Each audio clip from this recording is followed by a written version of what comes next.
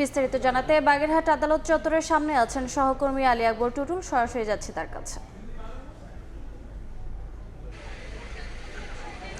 বাগেরহাটের 4টি সংসদীয় আসনের পুনর্বলের দাবিতে কিন্তু আসলে রাজপথে যে নেতৃবৃন্দ রয়েছে আমরা দেখেছি যে বাগেরহাট এবং পিরোজপুর এবং খুলনা মহাসড়ক সবগুলো মহাসড়ক কিন্তু আসলে এখানে নেতাকর্মীরা অবস্থান নিয়েছেন।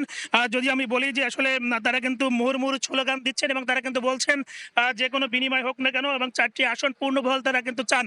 আমরা যদি বলি যে এখানে সম্মিলিত জোট এবং এই রাজনৈতিক ব্যক্তি ছাড়াও কিন্তু এখানে সকল সামাজিক সংগঠনগুলো একত্রিত হয়েছেন এবং তারা কিন্তু একমত পোষণ করেছেন যে বাগেরহাটের যে 4টি আসন 1970 সাল থেকে কিন্তু চলে আসছে। হঠাৎ করে এই একটি আসন কর্তন করার কারণে কিন্তু বাগেরহাটের মানুষ আসলে ফুঁসে উঠেছে।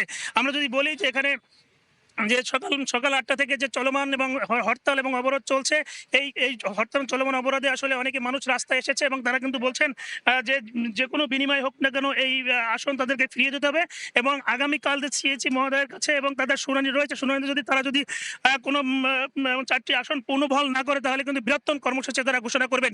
আমরা দেখতে পাচ্ছি যে রাজপথে এখনো নেতাকর্মী রয়েছে সকাল থেকে এবং তারা কিন্তু বিভিন্ন স্লোগান দিচ্ছেন এবং বাগেরহাটের যে ঐতিহ্য ওই ঐতিহ্য ধরে রাখার জন্য এবং বাগেরহাটের যে অর্থনৈতিক অঞ্চল এবং এখানে মোংলা বন্দর রয়েছে এবং চিংড়ি খের যে সাদা সোনাখাতা চিংড়ি খের রয়েছে, এছাড়া ষাট গম্বুজ এবং সুন্দরবন রয়েছে। সে সুন্দরবনে আমরা দেখতে পাচ্ছি তারা কিন্তু একটাই দাবি যে এই অর্থনৈতিক অঞ্চলকে আসলে ক্ষুণ্ণ করার জন্য এটা হচ্ছে অখণ্ড রাখার কারণ তারা হচ্ছে আমরা দেখতে পাচ্ছি যে সড়কের ভিতরে অনেকে এবং শান্তিপূর্ণ কর্মসূচি তারা পালন করছেন এবং তারা এই দাবি আসলে যতক্ষণ মেনে নাড়বেন ততক্ষণ পর্যন্ত তারা কিন্তু মাঠে থাকবেন, এমনটাই কিন্তু জানিয়েছেন দলীয় নেতৃবৃন্দ এবং সাধারণ মানুষ।